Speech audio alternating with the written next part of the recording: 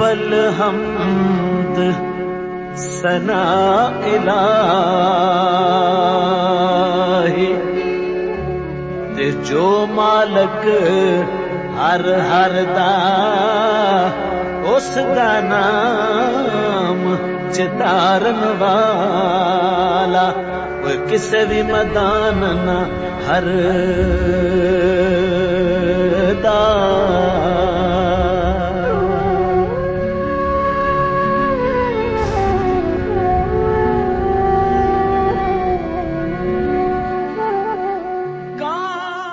دل کی دنیا کو زیر و زبر کرنے والا یہ کلام اور دماغ کے تاروں کو چھیڑنے والی یہ شاعری پنجابی زبان کے سربلند صوفی شاعر میاں محمد بخش کی ہے، جنہیں زمانہ عارف کھڑی اور رومی ہند کے نام سے یاد کرتا ہے۔ کردہ تے کہروں ساڑے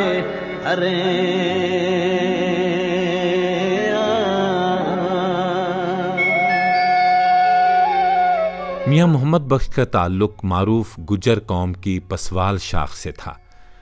آپ کے اجداد گجرات کے ایک گاؤں چک بہرام سے نقل مکانی کر کے چک ٹھاکرا علاقہ کھڑی میں آ بسے اور یہیں کے ہو رہے۔ جیلم گھاٹوں پربت پاسے ہوتے میر پورے تھی دکھن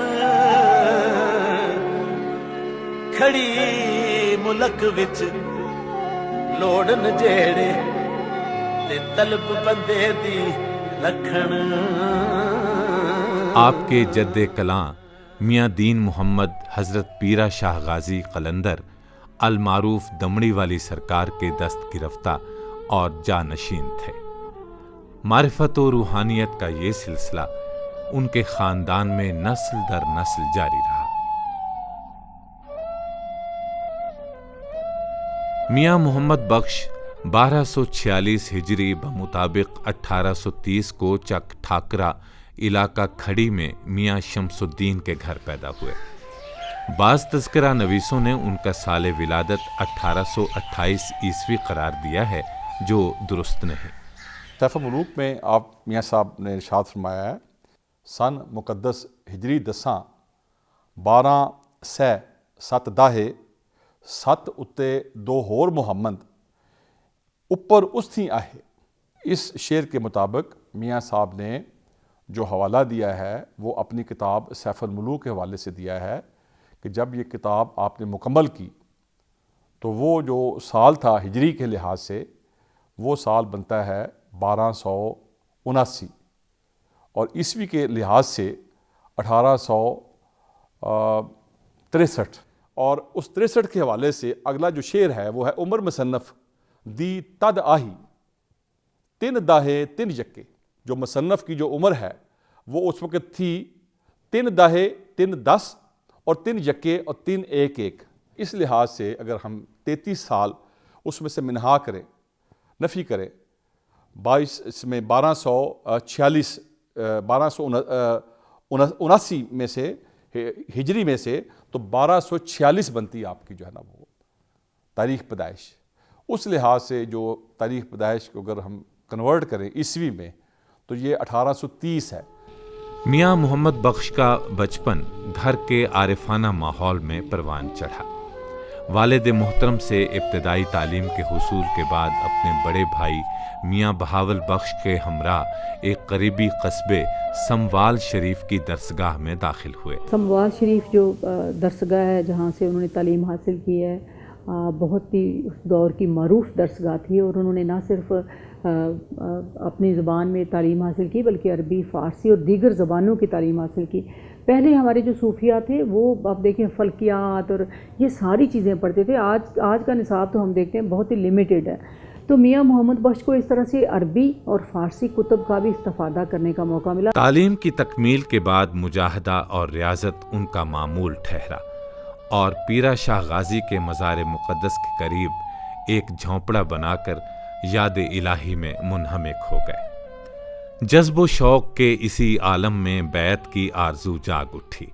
پیرا شاہ غازی نے خواب میں اپنے روحانی فرزند سائیں غلام محمد کے دامن فیض سے وابستہ ہونے کا اشارہ کیا، تو میاں محمد بخش کلروڑی شریف میں سائیں غلام محمد کے آستانے پر جا پہنچے اور گوہر مراد سے دامن بھر لیا۔ بیعت کے بعد مرشد کے حکم سے حضرت شیخ احمد ولی رحمۃ اللہ علیہ کی زیارت کے لیے کشمیر کا سفر اختیار کیا۔ سفر کشمیر کی روحانی سرشاری کے باعث آپ کا زیادہ وقت عبادت و ریاضت، مجاہدہ و مراقبہ اور چلا کشی میں بسر ہونے لگا۔ برادر اکبر میاں بہاول بخش کی وفات کے بعد مسند ارشاد پر جلوہ گر ہوئے اور خلق خدا کی رہنمائی اور تربیت کا فریضہ انجام دینے لگے۔ میاں محمد بخش کو بچپن ہی سے شاعری سے لگاؤ پیدا ہو گیا تھا۔ فارسی کے عرفانی شعراء کے مطالعے نے ان کے اندر کی دنیا بدل دی۔ انہوں نے مولانا روم کی شاعری کا بڑی گہرائی سے مطالعہ کیا۔ یہی وجہ ہے کہ پڑھنے والے کو میاں محمد بخش اور اقبال میں کہیں کہیں مطابقت بھی ملتی ہے۔ آپ دیکھیں کہ ہمیں اقبال، رومی اور میاں محمد بخش میں ایک خاص ربط نظر آتا ہے کہ کئی دفعہ اقبال کے جو اردو کے اشعار ہیں وہ لگتا ہے جیسے میاں محمد بخش کے پنجابی کے اشعار کا ترجمہ ہے۔ دل وچ کرے دلیل شہزادہ کی کم کرسن تارے، آپ تخت تو ٹہندے جاندے ہو کے بیچارے، وہی ستارہ کیا میری تقدیر کی خبر۔ تو یہ اب اتنے مرد مومن کے اسپیشلی آپ اگر میاں محمد بخش کے اور اقبال کے اشعار کا موازنہ کریں تو آپ کو ایسے لگتا ہے جیسے ترجمہ ہے، لیکن ترجمہ تو نہیں، کیونکہ ان دونوں کا مرشد جو ہے وہ مولانا روم ہے اور مولانا روم کی فلسفہ عشق کا سارا ان کے اندر ہے۔ میاں صاحب نے فارسی شعراء کے علاوہ پنجاب کے صوفی شعراء کی روایت کا بھی مطالعہ کیا، جس کا اندازہ سیف الملوک کے اس حصے سے ہوتا ہے جس میں انہوں نے پنجاب کے صوفی شاعروں پر ناقدانہ رائے دی ہے۔ اول شیخ فرید شکر گنج عارف اہل ولایت، ایک ایک سخن زبان نو دیدہ راہ بر راہ ہدایت۔ کہ وارث شاہ سخندہ وارث نندے کون انہاں نوں، حرف اودے تے انگل ترنی نہ ہی قدر اسانو۔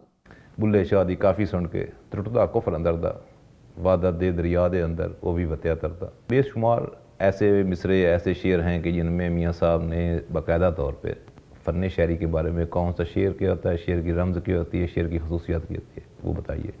لیکن میں ان دونوں سطحوں سے بڑی سطح جو میاں صاحب کی سمجھتا ہوں نا، میاں صاحب نے جو بڑا کمال ہے نا کہ میاں صاحب نے تخلیقی سطح پہ بابا فرید سے کے عہد سے لے کر جو شعری روایت، جو شعری مزاج چل رہا تھا، میاں صاحب نے اپنی سیف الملوک میں اس تینوں سارے 800 سالہ ادب کی جو روح تھی نا اس کو جذب کر لیا۔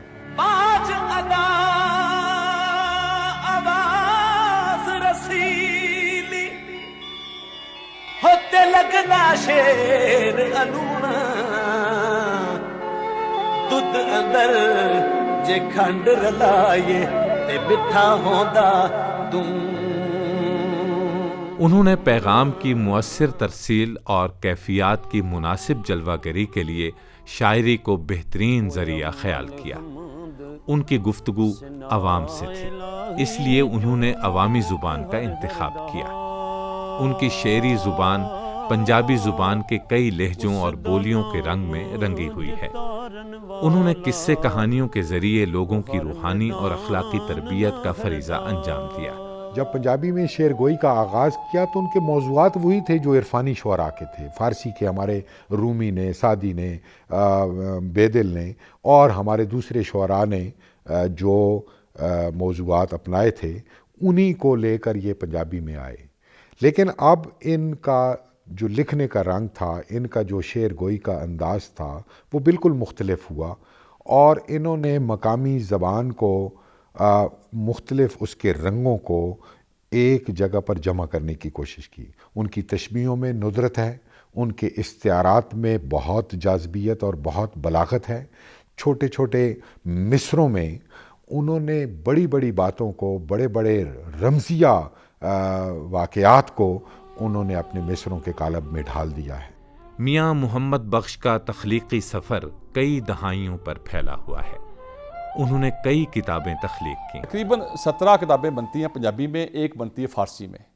تو خاص جو آپ کا جو کام ہے وہ ہدایت المسلمین ہے، ٹھیک ہے، سیف الملوک کے علاوہ جو کام بتا رہا ہوں، شیریں فرہاد ہے، مرزا صاحبہ ہے، سونی میوال ہے، سسی پنو کی سی حرفیہ میاں صاحب کی کافی ساری سی حرفیاں موجود ہیں، 12 ماہ بھی میاں صاحب کے موجود ہیں، چٹھی ہیر ہے، اور اس کے علاوہ تحفہ میراں، اس کے علاوہ تحفہ رسولیہ سرکار دو عالم کے حوالے سے، تحفہ میراں حضرت غوث الاعظم سرکار کے حوالے سے. پائی ایک رتی چنگاری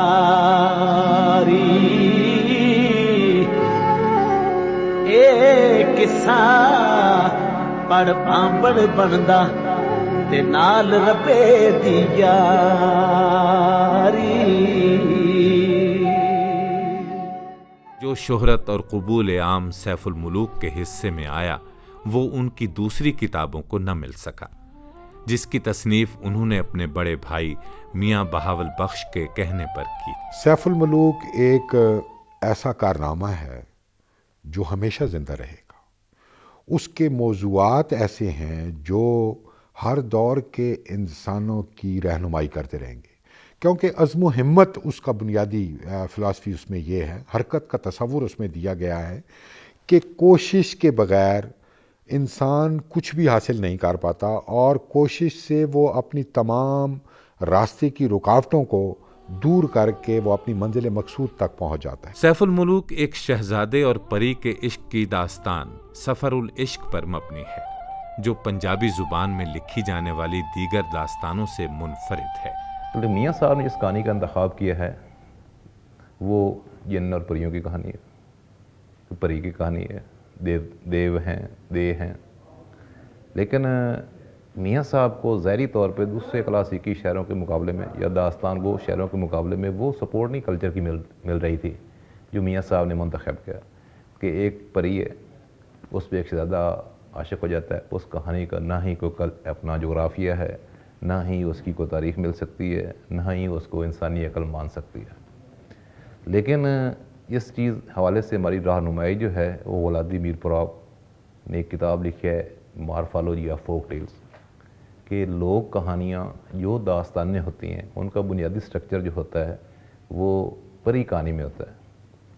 تو ہم جتنی کہانیاں بناتے ہیں، کوئی ہیروز کی کہانی بناتے ہیں، کوئی ٹریجڈی بنا لیتے ہیں، کوئی رومانس بنا لیتے ہیں، اس طرح کے اور کوئی بہادری کے قصے بنا لیتے ہیں، تو سب کے پیچھے جو بیسک سٹرکچر ہے سوچ کا وہ پری کہانی ہے. تو میں سمجھتا ہوں کہ پنجابی کے پہلے عظیم کلاسیکی شاعر میاں محمد بخش تھے کہ جنہوں نے پری کی کہانی کو بنیاد بنایا. ایک بزمیہ مثنوی ہوتی ہے، ایک رزمیہ مثنوی ہوتی ہے، ایک متصوفانہ مثنوی ہوتی ہے، یا ہمارے ہاں جو ہے وہ پنجابی میں دلچسپ بات یہ ہے کہ تینوں طرح کے ذائقے بہت ساری مثنویوں میں ملتے ہیں. اور اس سے بھی دلچسپ بات یہ ہے کہ مثنوی سیف الملوک میں یہ سارا کچھ موجود ہے. مثلاً یہ ہے کہ بزمیہ اور متصوفانہ تو ہماری بہت ساری مثنویاں ہیں، لیکن ہماری بہت ساری داستانیں ہیں لیکن جو بزمیہ، رزمیہ اور متصوفانہ تینوں پہلو جو ہیں وہ مثنوی سیف الملوک میں موجود ہیں. سیف الملوک کی کہانی ایک شہزادے اور پری کے عشق کی داستان ہے. عاصم شاہ کا بیٹا سیف الملوک پری بدیع الجمال کے حسن کے قصے سن کر اس کی محبت میں گرفتار ہوتا ہے اور اس کی تلاش پر روانہ ہو جاتا ہے. تلاش کے اس سفر میں اسے بہت سی مشکلات و مصائب کا سامنا کرنا پڑتا ہے. جنہ دکھاں وچ دل بر راضی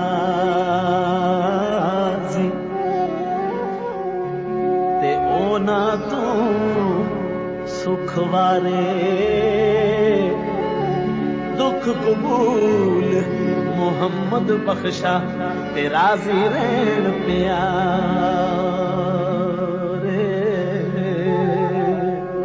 وہ نیکی کی قوتوں کی مدد سے بدی کی قوتوں کے ساتھ نبرد آزما ہوتا ہے. آخرکار وہ پری بدیع الجمال کو حاصل کر لیتا ہے. جس دل اندر عشق سمانا ہوتے اوس نہیں پھر جانا توڑے سونے ملن ہزاراں اساں نہیں ہو یار وٹانا.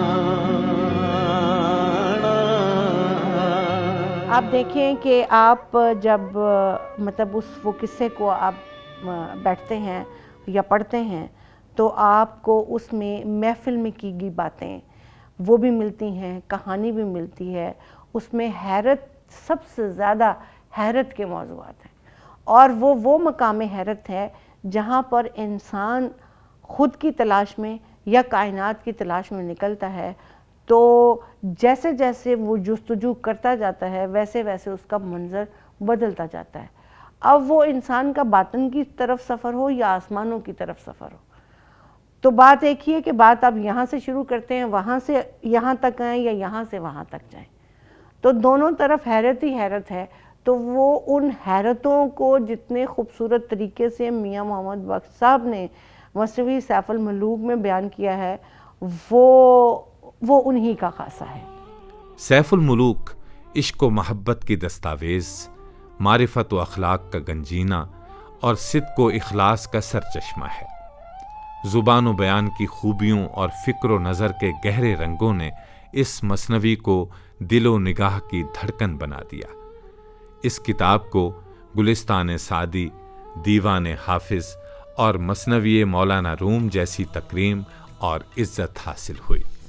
بال چراغ عشق دا میرا روشن کر دے سینہ، دل دے دیوے دی روشنائی جاوے وچ زمینہ،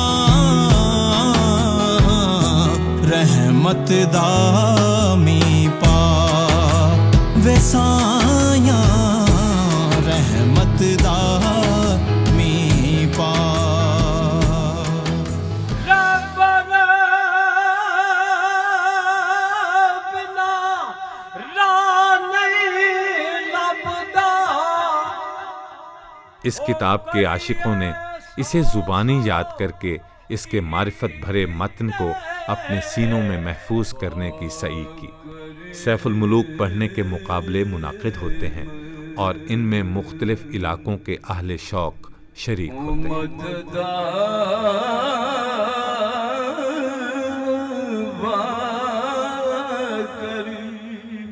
میاں محمد بخش نے 7 ذی الحج 1324 ہجری بمطابق 23 جنوری 1907 کو دنیائے بے ثبات کو خیر باد کہا اور بقا کے سفر پر روانہ ہوئے۔ آپ کو مرشد روحانی حضرت پیرا شاہ غازی قلندر کے مزار شریف کے احاطے میں سپرد خاک کیا گیا۔ رشد و ہدایت کا سفر آپ کے وصال کے بعد بھی جاری و ساری ہے۔ کشمیر، پنجاب اور پوری دنیا سے زائرین آپ کے روضہ مبارکہ کی زیارت کے لیے کھڑی شریف میں جوق در جوق حاضری دیتے ہیں۔ میاں محمد بخش کا فیض روحانی اور ان کے معرفت بھرے کلام کا جلال و جمال یوں ہی جاری و ساری رہے گا اور مخلوق خدا ان سے ہمیشہ اکتساب نور کرتی رہے گی۔ رحمت خدایا باغ سکا کر رحمت خدایا باغ سکا کر